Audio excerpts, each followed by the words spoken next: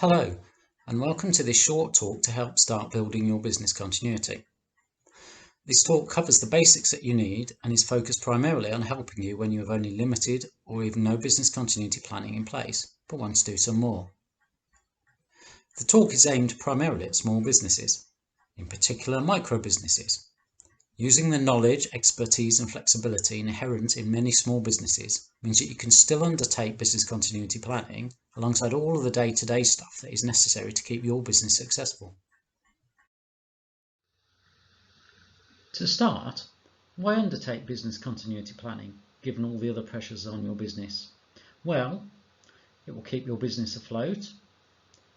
Your business planning will become more flexible and resilient over time.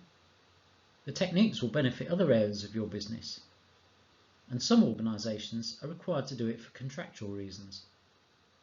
Finally, and very importantly, responding to a major disruption whilst you are still trying to think about what it is you need to do is very difficult. It can often be a recipe for disaster. Prior business continuity planning ensures that this will not happen. There are a lot of detailed techniques that you can use to help build and maintain your business continuity. However, many small organisations feel that they can't undertake detailed business continuity planning as they don't have sufficient resources. But that is not necessarily the case. Always remember that the level of planning that you do must be appropriate to the business circumstances. So even if your company only consists of one person, yourself, there is still an appropriate level of planning you can do.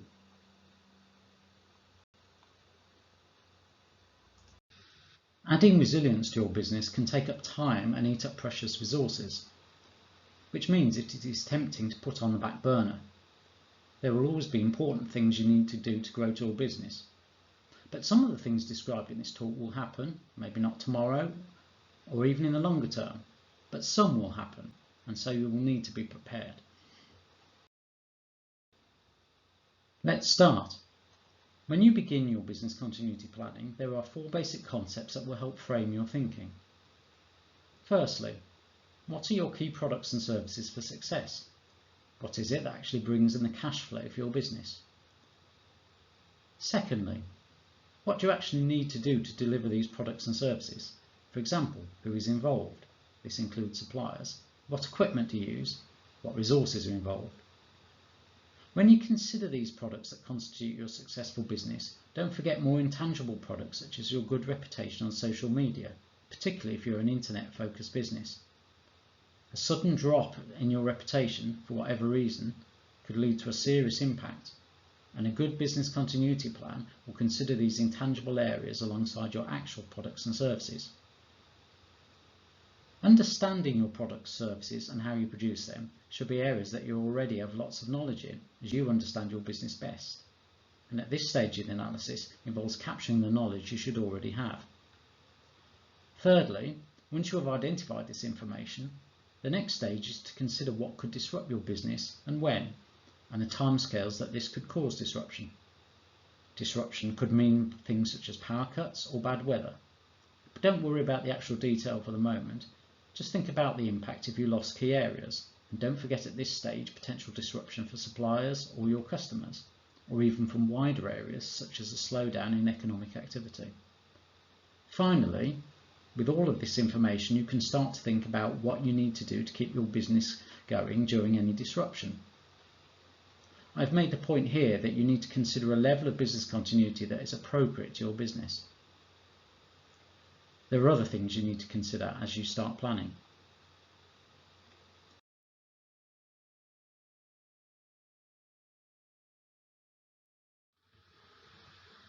Whatever you do, document it.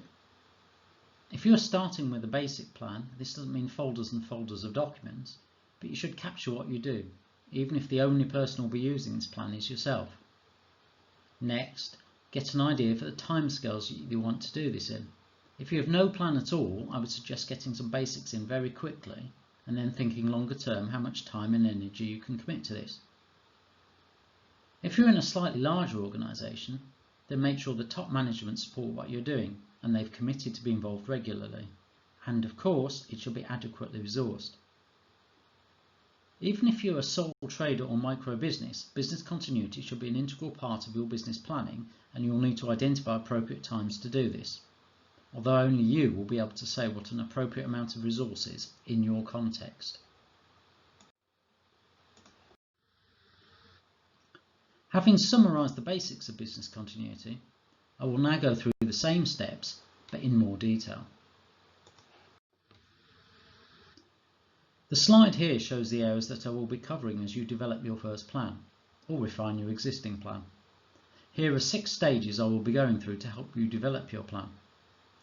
Review your business, consider what could go wrong, assess the risks, identify strategies and tactics to minimise disruption, plan it, and then embed, test, validate and review. In addition, you will need to consider how you will respond effectively if an incident does actually occur.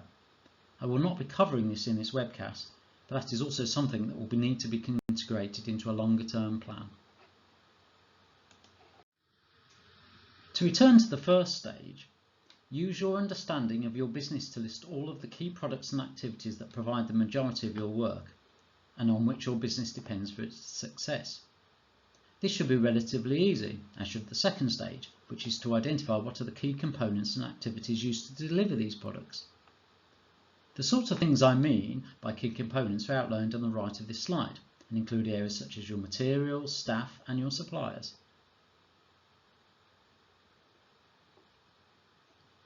As I have previously described, this is information that most of you will be very aware of, as the success of your business is built around issues such as these. You are now part way along analysing your business. The next stage, stage 2, you may not have done so often. It is to understand what the key timescales are during these processes. Not only what you need to do, which we've just captured, but when. What are the timescales needed to deliver successfully? And what happens if you can't meet these timescales?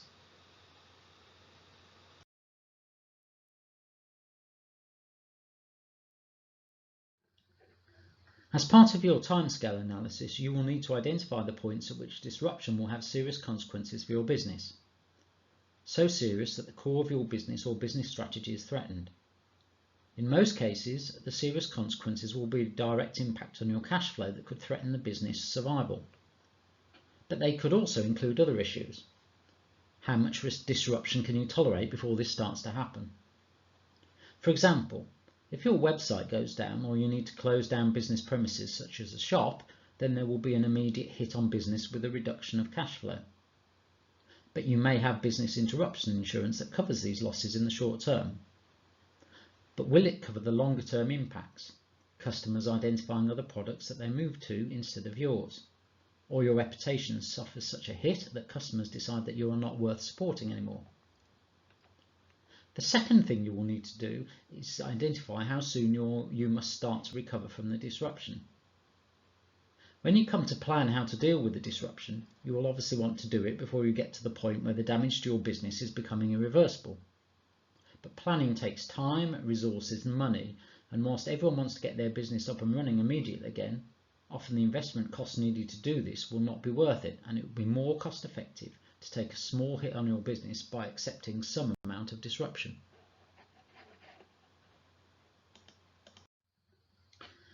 Two useful concepts to understand are threats, what could disrupt your business and when, and also the concept of risk. Over the next few slides, I will outline the basic concepts before I move on to strategies for dealing with potential disruption to your business. However, as you will see, it is possible to develop your basic business continuity plan without delving into too much detail in this area. Nevertheless, if you've not come across them before, they are worth knowing about. So far then, we have looked at what is important to your business, the products, components and activities that keep it going. And we've also considered the key timescales that you need to meet to keep things going. The next stage, stage 3, is to consider what actually could go wrong. What could disrupt your business and how long would this last for? Once you know this information, you can start applying it to your knowledge from steps 1 and 2 and start prioritising. Typical threats that could impact your business are listed here.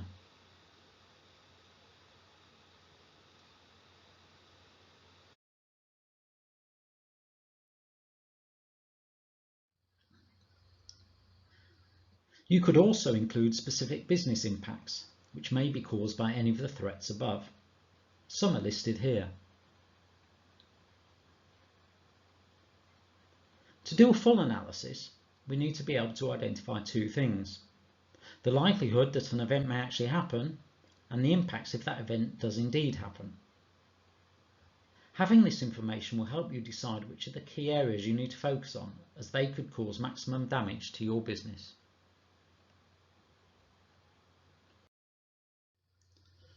When talking about potential disruption and considering your business continuity plan, you will hear the concept of risk raised a lot of time, and a lot of time in business continuity is spent in dealing with risk correctly. In this talk, I will not be considering risk in great detail. Once you have a business continuity plan up and running that you are comfortable with, then I will suggest you return to consider risk in more detail. However, the principles are quite straightforward, although it can become quite subjective, particularly when detailed information may not be available. The risk assessment is the basis by which you identify what are the main priorities that you should have focused your important resources, time and money on. How do you identify the risks? Every threat will have a likelihood associated with it. For example, bad weather has a much higher likelihood than a threat known as space weather. But that's only half of it. Along with the likelihood of it happening, each threat will have an impact if it does happen. A combination of the two gives you the risk. The highest risks will then have high impact and high probability, whereas less important risks may be those that occur less frequently but have a much lower impact. Usually, it will be the highest risks that you are most worried about. However, if you've just started thinking about business continuity for the first time, focusing on detail in risk may not be so useful, as I am about to explain. But, even at this stage, some of the basic principles around risk are worth knowing. Dealing with risk costs resources, time and money. How much investment to make is a judgment. Also, don't neglect what I call your risk surface. Any risk could happen, irrespective of whether you decide to prioritise it or not. And regular, repeated small risks can still have a large cumulative impact on you over time. So, you might want to spend some time focusing on what is sometimes called low-hanging fruit. Reducing such a risk will not be as useful as focusing on a risk that could immediately disrupt your business, but removing lots of these smaller risks could still have a measurable impact by reducing your overall risk. But you understand your business best and take the risks, and only you can decide on your risk appetite. One area I'm not covering in this webinar is the steps you can take to mitigate the impact of an event before it actually happens, or to reduce the likelihood of it actually happening. When you start to do more detailed risk management, this is one of the areas you can focus on as part of strengthening the overall resilience of your business. I hope that you will already be undertaking mitigation to reduce the impact and likelihood, particularly in areas such as cybersecurity, where good defences and cyber awareness can go a long way. Large organisations devote a lot of time to this stage. Their planning assumptions are then used to work out the mitigations needed. However, this can be difficult to do without a detailed knowledge of the threat, and for a small organisation can end up leading to overload as you try to identify anything that could possibly cause a disruption.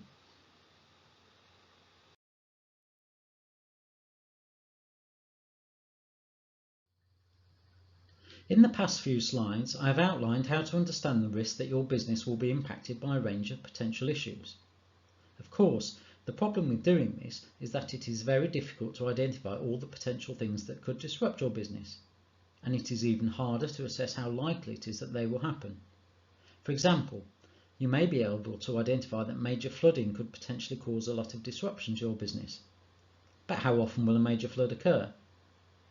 A power cut lasting for several days could also strongly disrupt your business. But how often do such power cuts occur? The problem is even more difficult when dealing with potential high impact but low probability events. Assessing and managing the risk from all potential incidents is very difficult, even for large organisations with lots of resources. To simplify matters somewhat, for your first cut at this work, the best approach is to focus on the consequences of what could happen. A transport disruption from whatever cause could lead to unavailability of staff or late delivery of supplies. Bad weather could cause closure of your work premises, unavailability of staff or loss of power. The pandemic can cause unavailability of staff or unavailability of suppliers. And you can see that there are common consequences to a number of these threats, such as loss of business premises or loss of key staff. Think about these generic impacts and how they could affect your business. Then consider what would happen if you face these impacts for different amounts of times. For example, what would happen if you lost your business premises? For 1 hour, for 1 day, or for more than 1 day? For each of these 3 scenarios, the impacts on your business would probably be different, and so your eventual response will be different. You may be able to cope very easily with the loss of your business premises for an hour. For a day you will struggle, but for more than a day it could have a major impact on your business. Other areas to consider are listed here.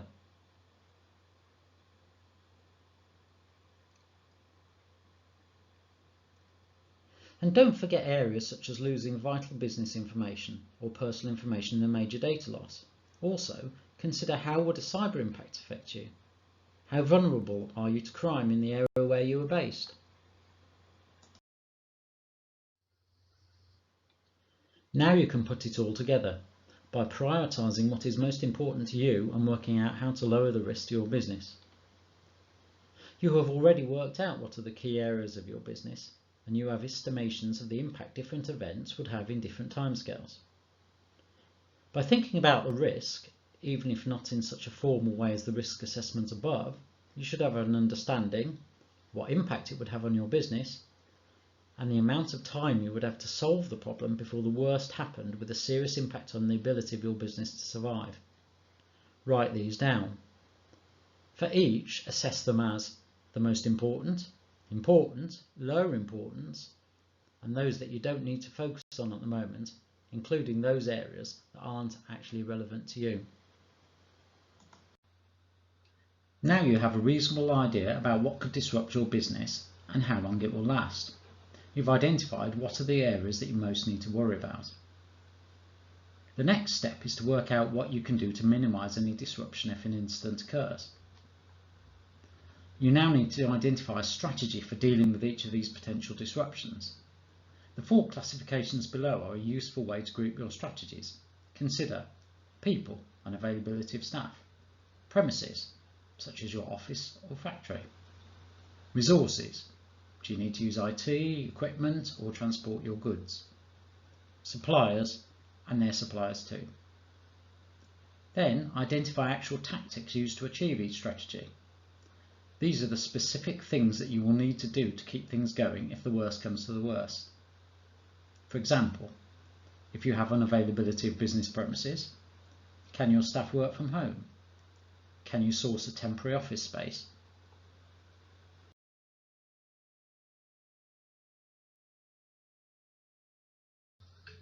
List them as shown in the slide here. The things you need to do will vary depending on the time you have to restore them. For example, you may decide that not having power in your office for an hour is not particularly impactful. You may choose to simply accept that for an hour you have no power, and in fact most power outages are temporary. But if you are faced with loss of power for up to 1 day, you may think that some mitigation is needed so you could continue to work. So you may choose to not identify mitigation for 1 hour loss of power, but you will choose to identify mitigation if power was unavailable for an entire day.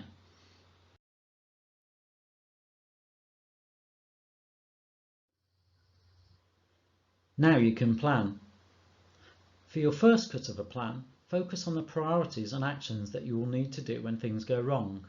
For example, what would you need to do in the first hour, by the end of the first day, and other additional things you would need to do.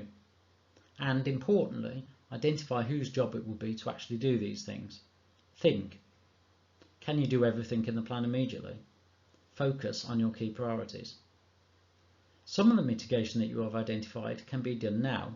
Others should be captured into your plan with details of what is needed. For example, you could identify potential sites where you could lease office space for a day or two, but you probably wouldn't want to pay any money at this stage. Revise the plan regularly. Make sure everyone is aware of the plan and what their roles would be. This is a very basic plan, but if you have nothing in place, it will provide a first cut. Over time, you will want to build on your basic plan to produce something a bit more detailed. Here is an example of the sort of material you will include in your plan as time develops. But don't worry too much about the detail at this stage. This isn't everything that should be in your plan, and I will cover some other things in a few minutes when I outline some quick wins that you can do today to get things going. When a crisis hits, then you will need to put your plan into action, or you may find that what has happened is something that you had not even planned for. But even if this is the case, if you have set out a way in which you can deal with the crisis, you should still be able to cope. Now review your plan. Firstly, embed it into your business. No matter how basic your first plan is, make sure everyone knows there is one. Everyone who is involved must have a copy. Ideally, you should have an electronic version of the plan that you can access easily, and a paper copy for reference that you can access if you can't get it electronically. Everyone should know their roles and responsibilities. In the prioritisation of actions that you set out above, you need to make it clear who does what so that several people aren't trying to do the same thing. Your customers don't want to receive two contradictory messages. Likewise, you don't want actions being missed because everyone thought it was someone else's responsibility. Most of the advice here on dealing with a crisis is based around organisations with enough staff that you can allocate roles and responsibilities more widely. For example, 4 or more staff. If there is fewer in your company, then the specific actions are less relevant, but the key principles are still the same. A key component of any business continuity plan is testing and exercising and regular review. If you don't test your plan, how do you know it is correct? If you don't exercise your plan, how do you know it would actually work in practice, and how can you be sure everyone is clear what they need to do? Testing and exercising can sound daunting, but it is surprisingly easy to do both. Testing. Testing is what it says on the tin. For example, you have your contact details for staff and suppliers. Are these details still correct? Just like an MOT test, this is a pass or fail. If the details aren't correct, then get them changed immediately.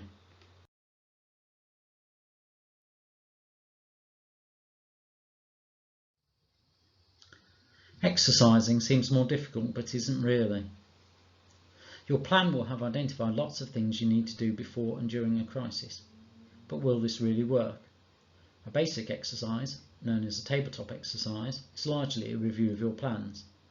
You will need to get a time when everyone is available and get everyone together, either in a room or remotely. Make sure they have copies of the business continuity plan and have read it. The first part of the exercise can be a refresh to remind everyone of the plan and their roles in it. Then present them with a few simple scenarios to think about. For example, your scenario could begin, everyone is working in the office when, at 11 AM, there is a power cut. Ask everyone what they would do. What would you do as a whole for the business? Is the power cut actually important at this stage? All the basics of the response should be in your plan. There will undoubtedly be something missing, or something you have planned which somebody says, but it wouldn't work that way, would it?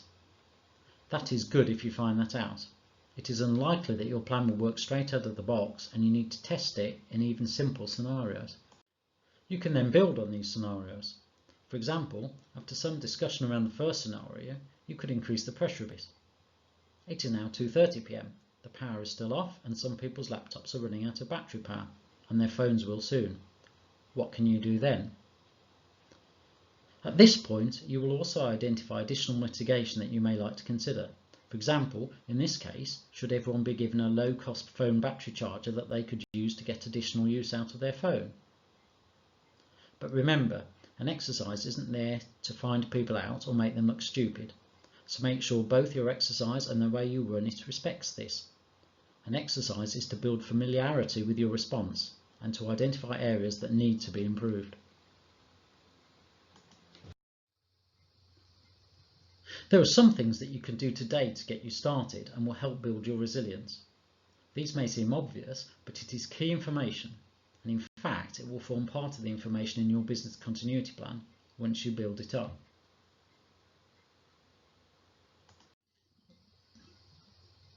Firstly, make a contact list for key staff that is easily available to those who need it at all hours, i.e. in or out of work. Agree how you will contact people. Phone is the obvious way, but how about WhatsApp groups or similar? The contact details should also include a brief comment of why they are important and how long after an incident you may need to contact them. You will need permission from your staff to include their personal details in this.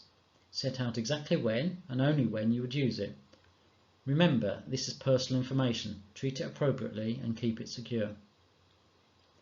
Secondly, get key contact details for all of your key suppliers and stakeholders you may need in an emergency. The chances are these numbers will be public numbers only operational during normal working hours, but you may be able to get out of hours emergency contact details from some stakeholders. But again, remember, this information constitutes personal information and so should be handled appropriately. Here are some other examples for your key contacts.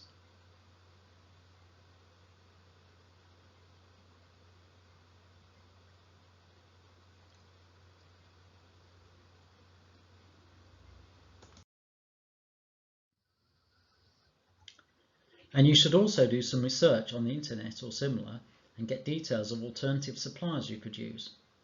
This also needs to go into your business continuity plan. And pull together other useful information that is specific to your business. Consider how you would communicate to staff if your usual methods of communications wouldn't work. For example, set up a teleconference number, set up a WhatsApp group. Do this now, don't wait until something happens. Agree now who will do what in terms of basics, even if you are only just starting on your planning. Do some basic online investigation and mitigation measures you could use, such as hiring temporary office space or meeting space, using alternative suppliers or transport.